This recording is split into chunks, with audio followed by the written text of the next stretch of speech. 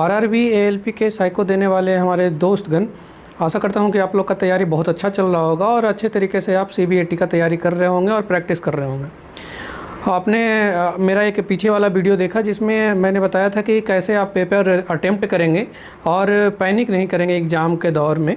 जब एग्ज़ाम आपका चल रहा होगा तो उस समय आप ज़्यादा घबराएंगे नहीं और विजन सर्टिफिकेट आप समय से बना लेंगे। और इससे कुछ क्वायरी आया था, इसमें करीब 200 आपका कमेंट आया है उसमें। तो कुछ ऐसे क्वेश्चन है जो मैं रिसीव कर रहा हूँ। पहला क्वेश्चन ये था कि सर विजन सर्टिफिकेट कितना पुराना चल सकता है। तो भाई ऐसा तो मैं नोटिफिकेशन में पढ़ रहा था कल, तो उसमें तो ऐसा कुछ दिया नहीं है कि आपका विजन सर्टिफिकेट कब तक चलेगा। तो आप ऐसा सोच के चलिए कि कम से कम 1 महीना पुराना रहे तो वो चल जाएगा। 1 महीना में कोई दिक्कत नहीं है। उससे ज़्यादा पुराना क्यों ही बनवा के ले जाइएगा, उससे बेहतर होगा कि आप नया ही बनवा के ले जाइएगा। ठीक है, 1 महीना पुराना तक का चला जाएगा। ठीक है। एक दूसरा सवाल ये था कि सर मैंने कोई प्राइवेट डॉक्टर से बनवाया है विजन सर्टिफिकेट, तो क्या वो चलेगा या नहीं चलेगा। तो अगर आप प्राइवेट डॉक्टर से भी बनवाए हैं तो वो विजन सर्टिफिकेट आपका चल जाएगा, कोई दिक्कत नहीं है। लेकिन हाँ, उनका जो डॉक्टर, जिस डॉक्टर से भी आप बनवाए हैं, उनका साइन और उनका स्टाम्प और उनका रजिस्ट्रेशन नंबर, ये तीनों चीज़ें मेंशन होने ही चाहिए आपके विजन सर्टिफिकेट पे। एक सवाल और आया विजन सर्टिफिकेट से रिलेटेड कि क्या सर वो विजन सर्टिफिकेट है वो जमा कर लेंगे या फिर वो मेडिकल में भी आवश्यकता पड़ेगा। हाँ, तो ये इसका जवाब ये होगा कि आपका जो विजन सर्टिफिकेट है वो ओरिजिनल ले करके जाना है। एक फ़ोटो कॉपी भी सेफ्टी के लिए आप रख लीजिएगा साथ में। आपका विजन सर्टिफिकेट एंट्री के समय ही, जैसे ही आपका ई कॉल लेटर चेक किया जाएगा, वहीं पे एक बगल में होंगे जो आपका विजन सर्टिफिकेट जमा कर लेंगे। या फिर कुछ सेंटर पे ऐसा भी हुआ है पिछली बार कि जहाँ पे आप रजिस्ट्रेशन करवाते हैं वहाँ पे जा करके आपका वो सबमिट हो जाएगा। तो वो आपका जो ओरिजिनल होगा वो सबमिट हो जाएगा। ठीक है। और जब आप डॉक्यूमेंट वेरिफिकेशन और मेडिकल कराने जाइएगा तो वो विजन सर्टिफिकेट का कोई आवश्यकता नहीं होता है। वहाँ पे रेलवे वाले अपने हॉस्पिटल में खुद ही डॉक्यूमेंट वेरिफिकेशन के टाइम में और मेडिकल के टाइम में खुद। एक सवाल और था कि क्या जो हमारा सीबीएटी है उसमें जो टी स्कोर निकलता है वो जोन वाइज होता है या फिर ऑल ओवर इंडिया में जितने भी जोन हैं सबको मिला करके टी स्कोर बनता है। तो जो टी स्कोर बनता है भाई साहब वो बनता है जोन वाइज। तो ये इसमें कंफ्यूज मत रहिएगा। जोन में जितने भी स्टूडेंट हैं उनका एवरेज होगा और प्रॉपर फार्मूला जो कि आपके नोटिफिकेशन में दे रखा है उसके हिसाब से निकलता है। एक क्वेश्चन आया कि सर, इसमें लोग बहुत कंफ्यूज हैं कि सर मेरा जो घड़ी वाला जो टेस्ट है उसमें अगर नॉर्थ के सामने लिखा हो तो हम क्या साउथ लेंगे या फिर नॉर्थ के विपरीत लिखा हो तो क्या करेंगे। तो इसमें कन्फ्यूजन होने का कारण ये है कि बहुत सारे टीचर बहुत तरीक़ा से बताए हैं लोगों को, लेकिन आपको मैं ऑथेंटिक तरीका बतलाता हूँ और सही तरीका बतलाता हूँ, आप समझिएगा, फिर दोबारा कन्फ्यूज मत होइएगा। ध्यान दीजिए कि जब हम बात करते हैं कि ए के सामने या बी के सामने या उत्तर के सामने या दक्षिण के सामने, तो ऐसा सोचिए कि आप ईस्ट के सामने खड़े हैं, ईस्ट के सामने खड़े हैं। जब ही आप बनाते हैं राउंड वाला जिसमें कि आपका डायरेक्शन दिया रहता है और कहेगा कि ईस्ट के सामने, तो ईस्ट के सामने कौन सा डायरेक्शन होगा। तो आप ईस्ट की ओर फेस करके, ऐसा सोचिए कि आप ईस्ट की ओर फेस करके खड़े हैं, तो आपको क्या दिखेगा, सूर्य दिखेगा मॉर्निंग के टाइम में। तो ईस्ट के सामने क्या होगा, जो ईस्ट में है वही होगा। अगर बोले ईस्ट के विपरीत, ईस्ट के विपरीत में, तो विपरीत मतलब ईस्ट के विपरीत आपके पीठ के साइड कौन सा डायरेक्शन होगा, वो पश्चिम होगा। ठीक है। तो इस बात के लिए बिल्कुल कन्फ्यूज नहीं होना है। कहने का मतलब आप जिस ओर खड़े हैं, जब बोले कि ए के सामने तो वो ए ही होगा। अगर बोले कि ईस्ट के सामने तो वो ईस्ट का ही जो कंपोनेंट होगा वही आप कंसीडर करेंगे। अगर बोले वेस्ट के सामने तो वेस्ट का ही कंपोनेंट होगा, वो होगा उत्तर उसका। अगर बोले कि नॉर्थ के सामने तो नॉर्थ में जो कंपोनेंट दिया होगा वो आपका आंसर होगा। अगर वो बोले कि नॉर्थ के विपरीत मतलब साउथ के सामने जो है वो होगा आपका उत्तर।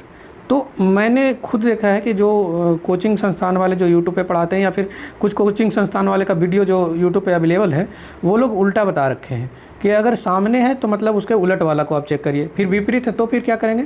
तो वो बताते हैं कि विपरीत और सामने दोनों एक ही शब्द है, तो विपरीत सामने दोनों एक शब्द कैसे हो सकता है। आप खुद सोच के देखिए।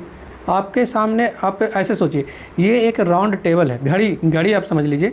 तो घड़ी का डायरेक्शन जब आपको बोलता है कि दाएँ चलना है ना, क्लॉक वाइज चलना है, मतलब क्या लेते हैं आप, दाएं की ओर लेते हैं, है ना, राइट वर्ड लेते हैं, क्लॉक वाइज लेते हैं। मतलब क्या है कि जो आप अपने आप को अगर घड़ी के पास रखिएगा तो वहाँ का डायरेक्शन जो काउंट होता है ना, डायरेक्शन जो काउंट होता है वो सुई के दिशा में होता है। तो सुई अंदर की ओर नहीं है ना, सुई तो बाहर की ओर है। जैसे मिनट का सुई है वो किधर की ओर होता है, बाहर की ओर होता है ना। तो आपका फेस किधर की ओर है, बाहर की ओर। अगर अगर बोले कि नॉर्थ के सामने क्या है, तो नॉर्थ के सामने आप अपने आप को बाहर की ओर मुँह करके बैठने का ट्राई ये करिए, कल्पना कीजिए, तो देखिए आपके सामने क्या आएगा। आपके सामने आएगा नॉर्थ का कंपोनेंट।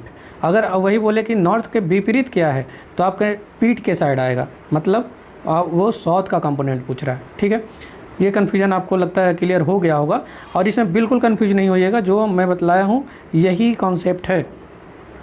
उसके बाद एक कन्फ्यूजन और किसी दोस्त का था, वो बोल रहे कि अगर क्वेश्चन में देखिए अगर डायरेक्शन चेंज कर रहे हैं तो क्या उसका कंपोनेंट भी चेंज होगा? नहीं, जब डायरेक्शन इसका उत्तर ये है कि अगर वहाँ पे क्वेश्चन में दे सिर्फ डायरेक्शन चेंज कर रहे हैं तो सिर्फ हम लोग वहाँ पे डायरेक्शन चेंज करेंगे, उसके कंपोनेंट्स को चेंज नहीं करेंगे। अगर कंपोनेंट्स चेंज करने के बात आएगा तो उसमें लिखा रहेगा कि आर के बाद एक अल्फ़ा बीटा होता है, उसके बाद उसके साथ एक नंबर होता है, तो बोलेगा कि आर के संख्या को एस के संख्या से बदल दिया जाता है, या फिर ऐसे बोलेगा नॉर्थ के संख्या को साउथ के कंपोनेंट से बदल दिया जाता है, तब जा करके उनके कंपोनेंट को चेंज करेंगे। सिर्फ डायरेक्शन लिखा हो कि डायरेक्शन को चेंज कर रहे हैं तो उस स्थिति में हम लोग चेंज नहीं करते हैं कंपोनेंट को। और था कि जो मैंने पिछले वीडियो में बताया कि स्लाइडिंग वाला जो वार है उसमें पकड़ करके नहीं करने के बजाय नीचे भी कहीं भी क्लिक करते हैं तो वो काम करता है। तो मैं बतला रहा हूँ, बहुत सारे ऐसे उनके में कमेंट आया कि सर क्या ये काम करेगा? तो पिछला एग्ज़ाम में तो काम किया था, हालांकि हर एक बार आरआरबी अपना सॉफ्टवेयर चेंज करता है, तो इस बार काम करेगा या नहीं करेगा मैं आपको सिर्फ इसलिए बताया हूँ वो है कि आप एक बार प्रयास करके देखिएगा। जब स्पीड टेस्ट हो, अगर क्लिक करते समय आ गया नीचे तो उसी को बार बार क्लिक करना है, क्योंकि अब जो इस बार टेस्ट वाला जो आपको मॉक खुला है उसमें दिखाया जा रहा है कि एक बार में मात्र 2 से 3 क्वेश्चन दिख रहे हैं, 2 ही क्वेश्चन मुश्किल से दिख रहे हैं, तब बार बार आपको नीचे करना पड़ेगा। अगर एक बार ट्राई करके देखिएगा, अगर वो काम कर गया स्लाइडिंग वाला, ऑटो स्लाइड वाला, तो फिर आपको पकड़ के नीचे करने का ज़रूरत नहीं पड़ेगा। लेकिन प्रैक्टिस आपको अभी भी पकड़ के नीचे करने वाला का करना ही करना है, ऐसा नहीं कि उसको एकदम बिल्कुल से छोड़ दीजिएगा। टेक्स्ट बुक पे तो अभी आप ट्राई किए होंगे, तो टेक्स्ट बुक वाला तो वो प्रॉपर काम कर रहा है, लेकिन एक्चुअल में वो करेगा या ना करेगा वो अभी से कंफर्म नहीं किया जा सकता। लेकिन पेपर में आप एक बार ट्राई ज़रूर करिएगा, हो सकता है काम कर गया तो बहुत ज़्यादा समय आपका वहाँ पे बच जाना है। ठीक है, और कोई अगर आपको इससे रिलेटेड कोई भी क्वेश्चन आ रहा है तो आप कमेंट करें, और कुछ पर्सनल बातें करनी हैं टेस्ट से रिलेटेड, अगर उसमें कोई कन्फ्यूजन आ रहा है किसी बैटरी में, तो आपको हमारा टेलीग्राम का जो चैनल का लिंक है वो आपको डिस्क्रिप्शन में मिल जाएगा, वहाँ से क्लिक करके आइए, पूछिए। कोई भी कष्ट, समस्या, इशू, प्रॉब्लम है तो दिल खोल करके वहाँ से आप पूछ सकते हैं। मैं जब भी फ्री होता हूँ तो मैं वहाँ लिख देता हूँ। ठीक है, थैंक यू फॉर वॉचिंग।